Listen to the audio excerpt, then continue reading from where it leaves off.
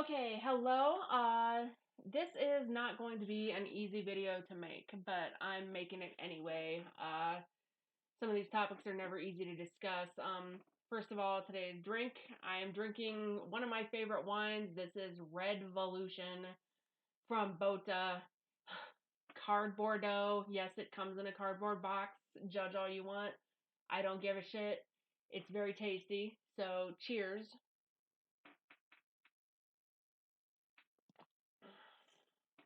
Oh, and it's nice and chilled too. Oh, oh, don't know what happened there. Now I need some Ouija water.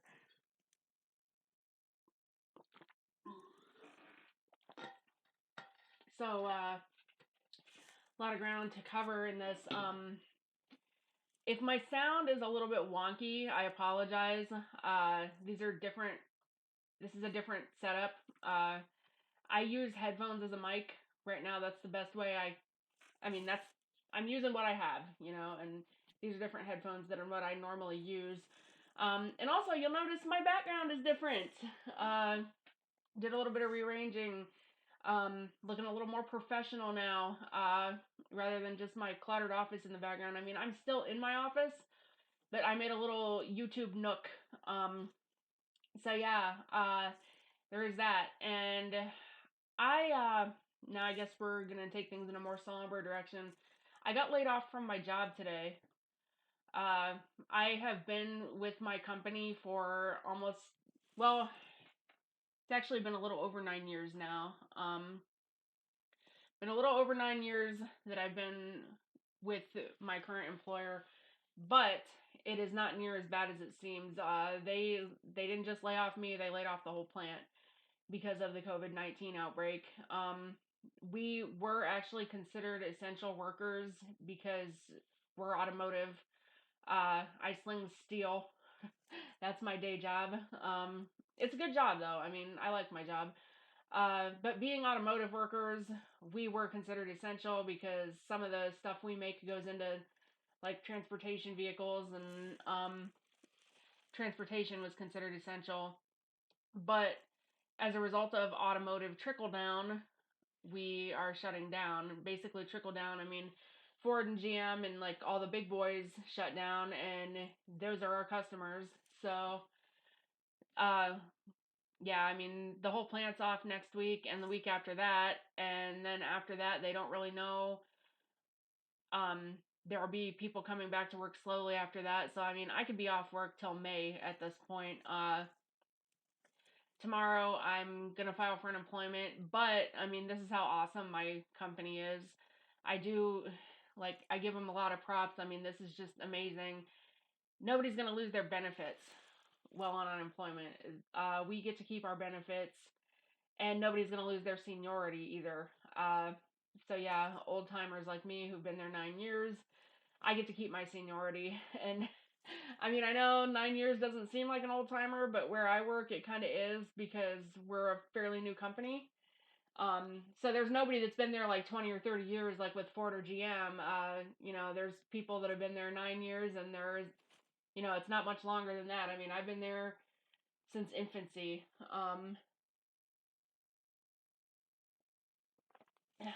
So definitely do not want to lose my seniority. I mean, I've got my 401k all vested, and got my vacation time all built up and all that good stuff. So, yeah, but now today's topic, this is going to be another video about narcissism.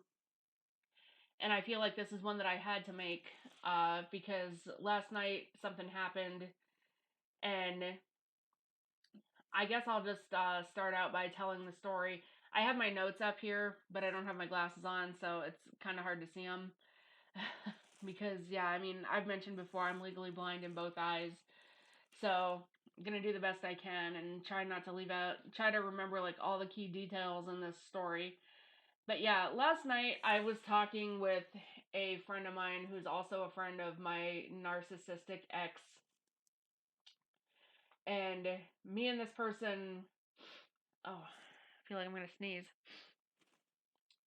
Me and this person both suffer from various stomach ailments.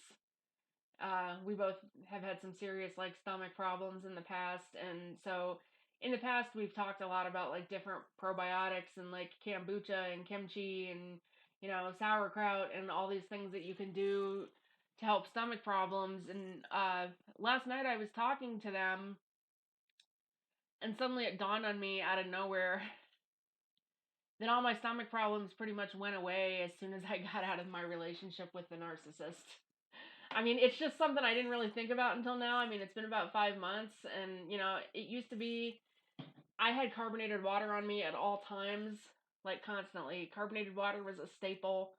I always had Tums on me, and like all kinds of stomach stuff, and I could be out shopping and all of a sudden have to puke. It was bad, and there were times when I went to the ER for stomach problems, even, and yeah, it just went away once I got out of that relationship. And stress can play hell on your gut, and I think that's what it was. I mean, I just think that my stomach was just upset all the time from all the stress that I was under being with him. uh mm, so good. But that isn't the main story. So we were talking about probiotics and stomach problems, and this person didn't know that my ex was abusive. They live far away, and so they never actually met him in person. It's a mutual online friend. And so, of course, the conversation kind of segued into that. And I mean, this is another woman who's also an abuse survivor. And so we started talking about that. And I mean, at first I was reluctant to share things, but I did open up to her about some things. And she told me that during the time that I was with my ex, he actually made a lot of really inappropriate comments to her. And she said, "Oh, well, I always wanted to tell you, but I just didn't think it was my place." She said not only did she want to tell me, but that she wanted to call him out and be like, "Dude, you have a girlfriend. Like, that isn't funny." Uh, I am really, really gonna try to do this video without getting emotional, guys. I mean, this is a heart wrenching thing for me to go into. But yeah, she told me that she wanted to call him out and she wanted to say something to me about the way he was treating me, but she just didn't think that it was her place. And that is not the first time that's happened. Uh, my ex basically tried to hook up with someone behind my back when we were together, and multiple people knew about this. Like, they all got together and discussed it, and they all were like, "Well, should we tell Rhiannon? I mean, like, what should we do?" And they all just decided mutually, this is the person that he tried to hook up with, and their partner and a parent. Um, they all decided, well, it's just not our place. We just shouldn't say anything. And then there was someone, another mutual female friend, who told me after we broke up that when him and I first started dating, she was genuinely scared for me. And she wanted to say something and warn me, but she didn't, because she just didn't think it was her place. Now, I mean, I don't want this video to be all preachy.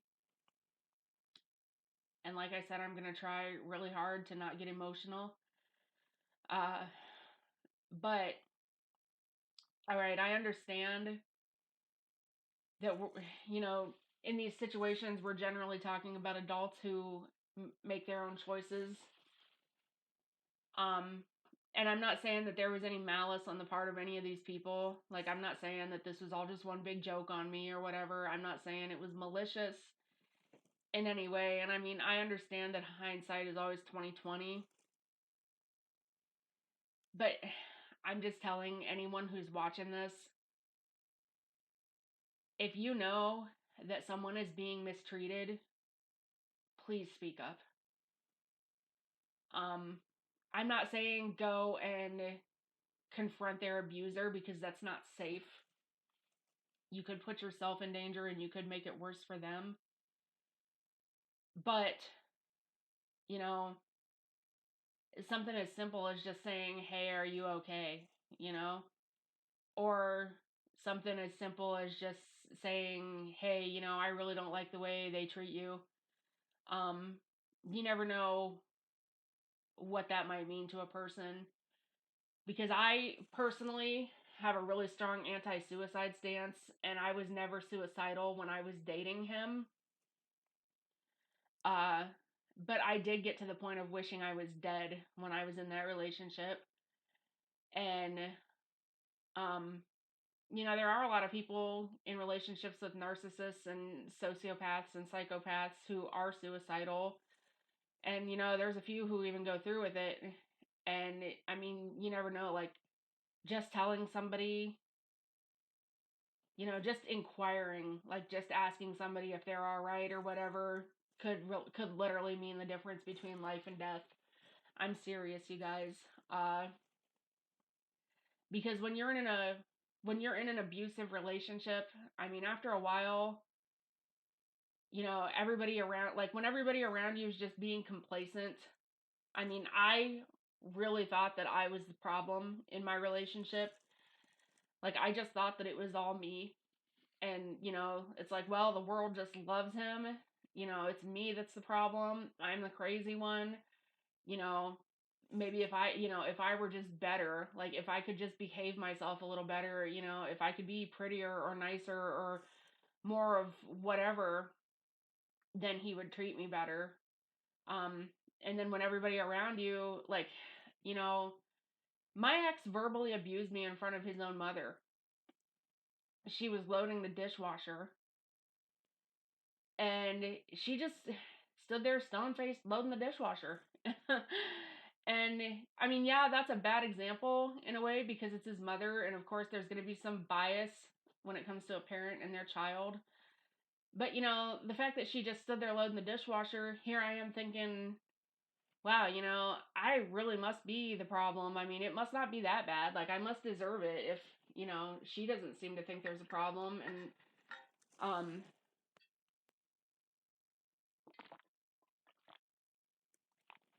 sorry. I hope the point that I'm trying to make is getting across here.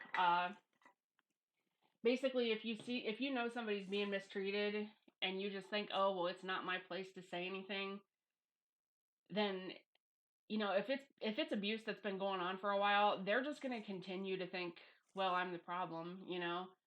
Everybody else loves my abusive partner.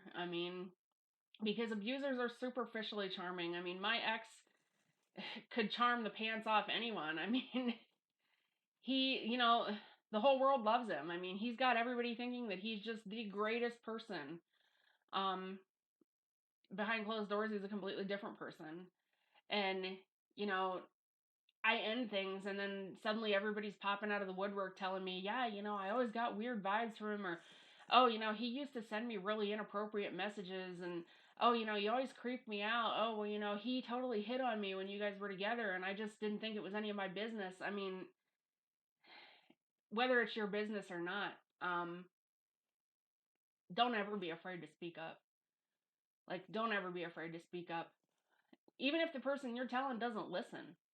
Like, even if you say, hey, this happened, and they're like, well, fuck you, then at least you did your part. At least you weren't complacent about it. Like, if they choose not to listen, then, they choose not to listen. But at least you didn't just stand by and allow somebody to be mistreated. Um, and like I said earlier, like, don't go confront their abuser, because that's probably not going to result in a good thing. But if you see somebody being treated like shit, all you have to do is like text them later or message them on Facebook and be like, hey, I thought that was really shitty of them to talk to you that way, or you don't have to put up with that. You're better than that. Plant that seed of self-worth. I mean, plant that seed of self-worth, because then that person's going to go, okay, maybe I'm not the crazy one.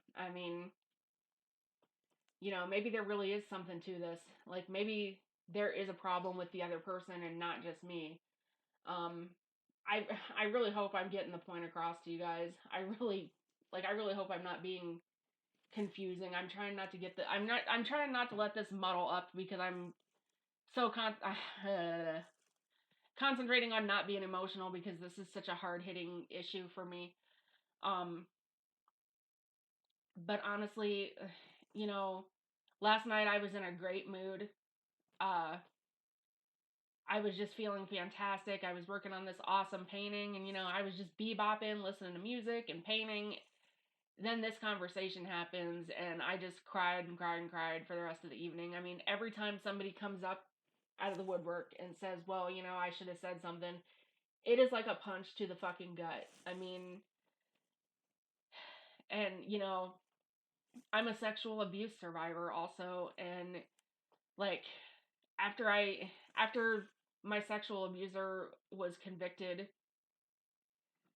because I told back when it was happening, and it just, CPS did nothing. I wasn't believed. It was one of those unfortunate circumstances, but I told, and the whole thing just like got swept under the rug, I guess. CPS just didn't think anything was wrong, and everybody else thought I was lying. So I don't know if you could really call it swept under the rug, or the whole thing was just kind of forgotten about. And then 20 years later, when it comes out that he abused somebody else and then he was convicted, then all of a sudden everybody's coming out of the woodwork. Oh, well, we always believed you. Well, we always knew there was something up with him. It was, I mean, completely different situation, but it was just as big a punch to the gut then in that situation. It's like, okay, if you guys always believed me, where were you assholes back when I said something? Um,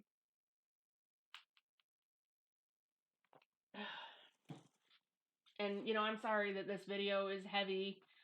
I know that it's not easy to digest, but there actually is a little more to this story. So me and this person have our conversation, and she even told me, she's like, well, lesson learned on my part. I mean, from now on, I know that, we women got to stick together and, like, let's treat this more like sisterhood. And, I do not have any ill will toward this person. No ill will toward any of these people. I know they all mean well. I mean, I know that hindsight is always 20/20. I mean, I know that. I'm not angry or upset with any of these people. But then story takes an interesting turn here. I basically wrote a Facebook post pretty much saying what I said in this video, only framing it a little differently. I framed it in the sense of, like, I gave two hypotheticals, like first. I wrote it like essay style, and I opened it up with, okay, if you were standing next to a body of water and you saw someone drowning, would you think, gee, I could help that person, but I'm not going to, because, they're an adult and it's not my place and they can take care of themselves. And then the second scenario I used, which I'm seriously regretting at this point, was one involving pedophilia. I said, okay, say that there's this guy, we'll call him John, and he's a pedophile and he's a convicted sex offender. And John, and this about him. And then say, there's this new couple who comes into your circle or whatever, and they're acquainted with John too. Bug flying around. And they're acquainted with John too, and they don't know this about John. And, you're talking to this couple, and they're saying, well, we're going to go out Saturday night, and John offered to watch our kids for free. Isn't that great? If you're a sane person, you're going to be like, well, that's not a good idea. Don't let him watch your kids. He's a pedophile. Are you going to go, well, they're adults. It's up to them who watches their kids. It's really not my place to air John's dirty laundry, and, it's none of my business. I mean, no, nobody in their right mind would do that, Everybody, any sane person would speak up and tell these people, hey, no, don't leave your kids with John. That was the second hypothetical scenario that I used. Most people got it. There were a few people who did not get that was a hypothetical. People who thought that I was actually asking, hey, what should I do? Like, people thought that this was a real situation and that John was a real person and that I was actually asking for advice. No, Like, I wouldn't go on Facebook and ask for advice in that situation. I mean, I already know what I would do. But, and this is where things get really interesting, I got a message from a flying monkey who basically accused me of calling my ex a pedophile. And I mean, I just have to laugh at the level of ridiculousness here. I mean, this guy was like, "Oh, well, that post that you wrote, was that about anyone in particular?" And I'm like, "Well, you're an intelligent man. Who do you think it was about?" Because he knows both of us. He knows my ex too. And he's like, "Oh, so you're calling him a pedophile?" Oh my God, no. No, no, no, no, no, no, no. That's not what I'm doing. I'm not calling him a pedophile. Um,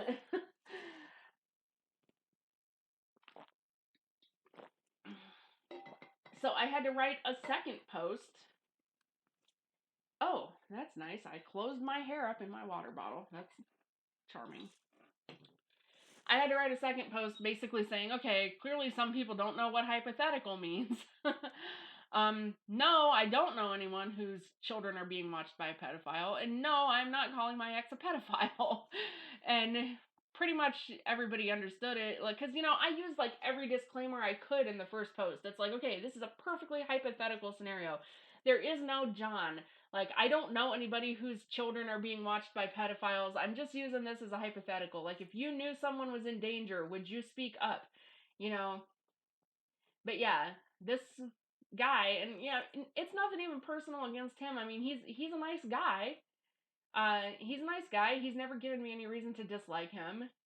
But he's also a friend of my ex. And, my ex is very superficially charming. He's got a lot of friends. He has some really nice friends. I mean, I made some really great friends in that relationship. I mean, I met some of the coolest people on the planet through this man, and like that is one of the blessings. Uh, but yeah, this one friend of his was just like, "Oh, well, are you calling him a pedophile?" "Oh, I promise I won't tattle." Well, there's nothing to tattle. No, I'm not calling my ex a pedophile.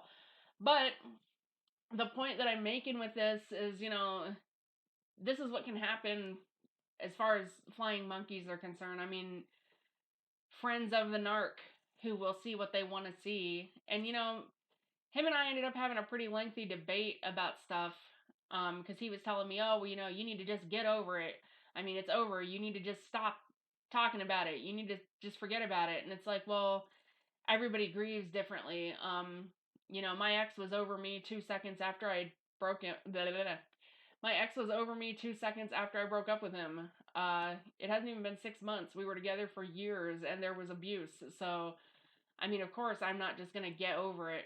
I mean, I'm not devastated. But yeah, of course, I'm going to have my moments, especially when I have somebody messaging me telling me, hey, yeah, he made all these inappropriate comments. And like, I always wanted to tell you, but I just didn't think it was my place. I mean,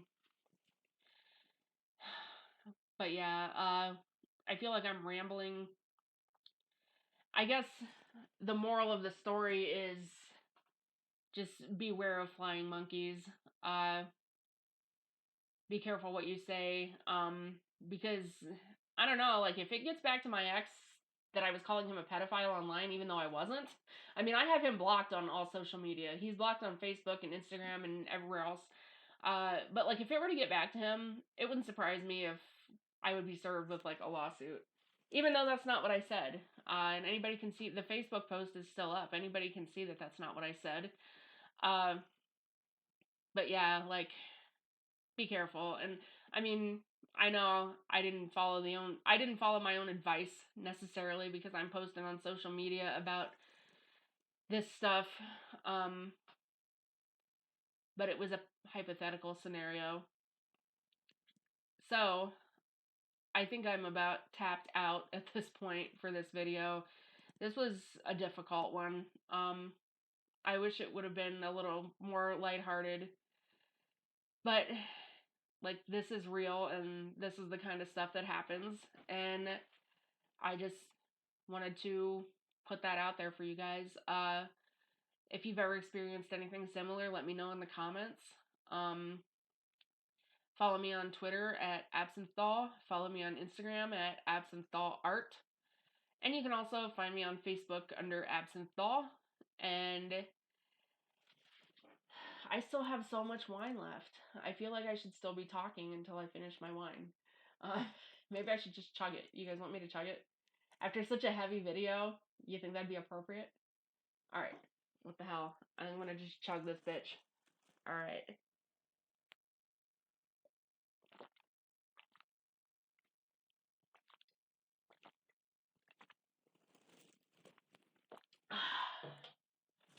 Cheers. And have a good day. Bye bye.